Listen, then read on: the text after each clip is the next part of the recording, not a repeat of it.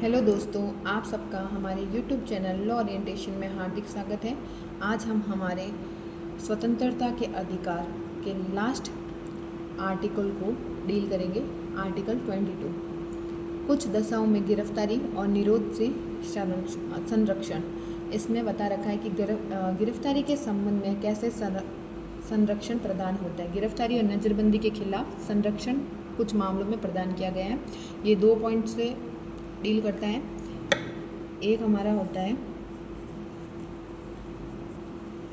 पुनेटिव detention और जो second होता है हमारा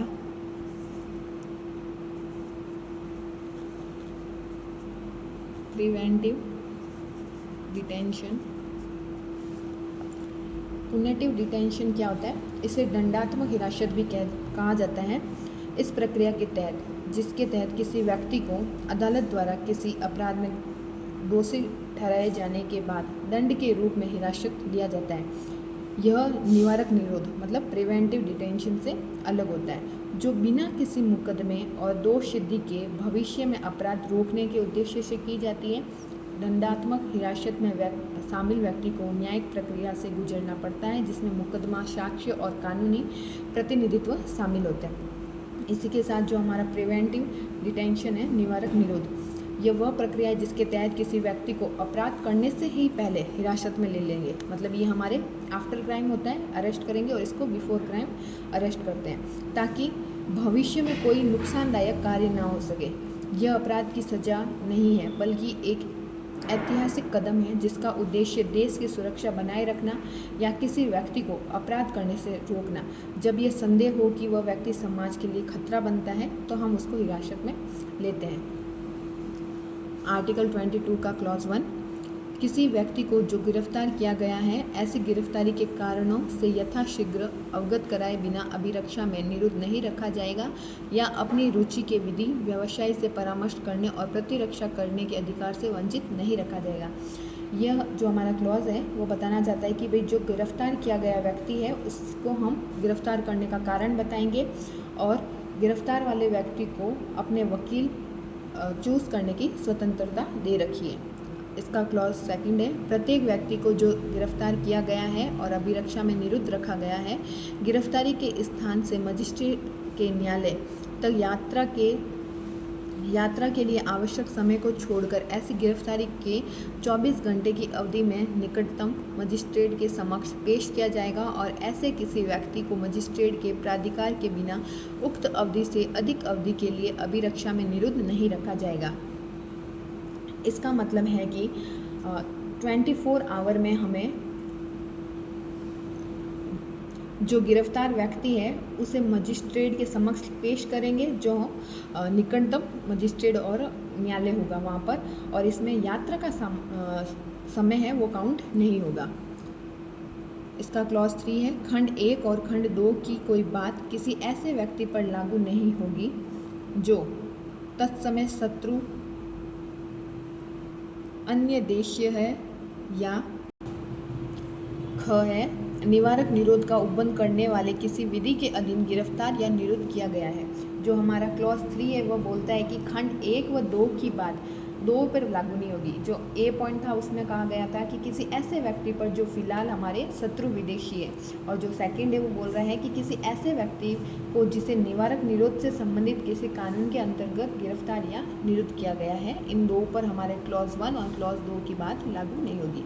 क्लॉज 4 है, निवारक निरोध का उल्लंघन करने वाले कोई विधि किसी व्यक्ति का 3 माह से अधिक अवधि के लिए तब तक निरुद्ध नहीं किया जाएगा जब तक प्राधिकृत नहीं करेगी, जब तक कि ये बोल रहा है ऐसे व्यक्तियों से जो उच्च न्यायालय के न्यायाधीश है या न्यायाधीश रहे हैं या न्यायाधीश नियुक्त होने के लिए अर्हित है, मिलकर बने सलाहकार बोर्ड से 3 माह की उक्त अवधि की समाप्ति से पहले वह प्रतिवेदन नहीं दिया है कि उक्त राय में उनकी राय में ऐसे निरोध के लिए पर्याप्त कारण है। इसमें बता रखा है कि निवारक निरोध का उल्लंघन करने वाला कोई भी कानून किसी व्यक्ति को 3 माह से अधिक अवधि के लिए निरोध रखने का प्राधिकृत नहीं करेगा जब तक कि ऐसे व्यक्तियों से मिलकर बने सलाहकार बोर्ड ने जो कोई हाई कोर्ट के जज है या हाई कोर्ट के जज रह चुके हैं या रहने के योग्य है, 3 माह की उक्त अवधि की समाप्ति से पूर्व उसकी रिपोर्ट दे रखी है और उसकी राय में ऐसे निरोध के लिए प्राप्त कारक हमारे सलाहकार बोर्ड को बता रखे हैं। इसका प्रोविज़ो है, परंतु इस उपखंड की कोई बात किसी व्यक्ति का उस अधिकतम अवधि से अधिक अवधि के लिए निरुद्ध किया जाना प्राधिकृत नहीं करेगी जो खंड 7 के उपखंड ख के अधीन संसद द्वारा बनाई गई विधि द्वारा विहित की गई है। इस जो क्लॉज 4 है उसका ओवरऑल मतलब यह है कि अगर किसी व्यक्ति को हमने कस्टडी में रखा है तो उस व्यक्ति की रिपोर्ट सलाहकार बोर्ड को देंगे और 3 माह के पूर्व उस रिपोर्ट को दिया जाएगा और उस रिपोर्ट में उसके हिरासत के कारण बताएंगे। और जो सलाहकार बोर्ड है, हमने देख लिया है कि हाई कोर्ट के जज या हाई कोर्ट में जो नियुक्त होते हैं वो वाले जज या नियुक्त होने योग्य जो जज हैं उनसे मिलकर ये सलाहकार बोर्ड बनता है।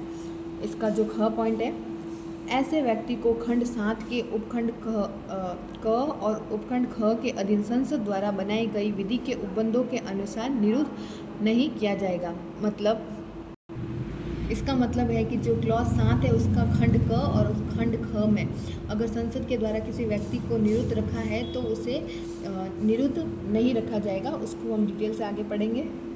क्लॉज 5 है, निवारक निरोध का उपबंध करने वाले किसी विधि के अधीन किए गए आदेश के अनुसरण में जब तक कि व्यक्ति को निरुद्ध किया जाता है तब आदेश करने वाला प्राधिकारी यथाशीघ्र उस व्यक्ति को संसूचित करेगा कि वह आदेश किन आधारों पर किया गया है और उस आदेश के विरुद्ध अभ्यावेदन करने के लिए उसे शीघ्र अवसर देगा। इसमें बता रखा है कि अगर जो हमने जजमेंट दिया है किसी व्यक्ति को निरुद्ध करने का, तो उस अधिकारी द्वारा उस निरुद्ध व्यक्ति को यह कम्युनिकेशन किया जाएगा कि आपको एक अवसर प्रदान किया जाता है कि अगर आपका कोई पॉइंट रखना चाहते हैं तो रख दीजिए। जो क्लॉज 6 है, खंड 5 की किसी बात से ऐसा आदेश जो उस खंड में विनिर्दिष्ट कराने वाले प्राधिकारी के ऐसे तथ्य को प्रकट करना आवश्यक नहीं होगा जिन्हें प्रकट करना ऐसा प्राधिकारी लोकहित के विरुद्ध समझता है। 5 में जो हमने प्राधिकारी नियुक्त किया था, अगर वो कोई जजमेंट सुनाता है तो उन जजमेंट को प्रकट करने की उसको अगर आवश्यकता लगती है तो वह प्रकट करेगा, लेकिन अगर उसको लगता है कि ऐसा जजमेंट लोकहित के विरुद्ध है तो वो अपना ऐसा जजमेंट लोगों के बीच में नहीं रखेगा। जो क्लॉज 7 है, संसद विधि द्वारा विहित कर सकेगी कि इसका क्लॉज 1 इसका पॉइंट का किन परिस्थितियों के अधीन और किस वर्ग या वर्गों के मामलों में किसी व्यक्ति को निवारक निरोध का उपबंध करने वाली किसी विधि के अधीन 3 माह से अधिक अवधि के लिए खंड 4 के उपखंड क के उपबंधों के अनुसार सलाहकार बोर्ड की राय के बिना निरुद्ध नहीं किया जाएगा। ये सेम पॉइंट है जो हमने ऊपर क्लॉज 4 में पढ़ लिया था कि अगर किसी व्यक्ति को निवारक निरोध में रखना है तो उसकी एक रिपोर्ट रेडी करके हमको सलाहकार बोर्ड को देनी होगी 3 माह के पूर्व। जो ख पॉइंट है, किसी वर्ग या वर्गों के मामले में किसी अधिकतम अवधि के लिए किसी व्यक्ति को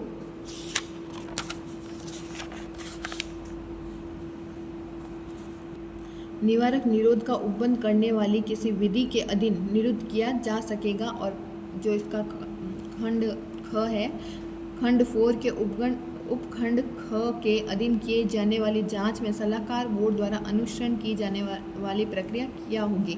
जो हमारा ओवरऑल क्लॉज 7 है वह बोलता है कि अगर हमारे सलाहकार बोर्ड एडवाइजरी बोर्ड को अगर लगता है कि निरुद्ध व्यक्ति के जो टाइम है उसको बढ़ाना चाहिए तो वह उसको बढ़ा सकता है। अगर हाई कोर्ट को लगता है कि अगर हमको ये निरुद्ध व्यक्ति के जो टाइम की ड्यूरेशन है 3 माह से अधिक बढ़ानी है तो हमारे सलाहकार बोर्ड से पहले आज्ञा लेगा और उसके टाइम को बढ़ा सकते हैं।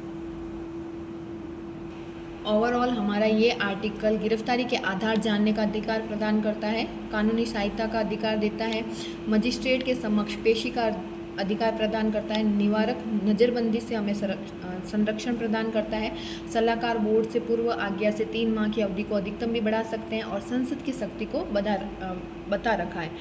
इसी के साथ हमारा जो आर्टिकल है 22 यहाँ समाप्त होता है और हम हमारे नेक्स्ट लेक्चर में शोषण के विरुद्ध अधिकार को डिटेल से कवर करेंगे। अगर आपको हमारा वीडियो अच्छा लगा तो लाइक, शेयर एंड सब्सक्राइब जरूर कीजिएगा। Thanks for watching.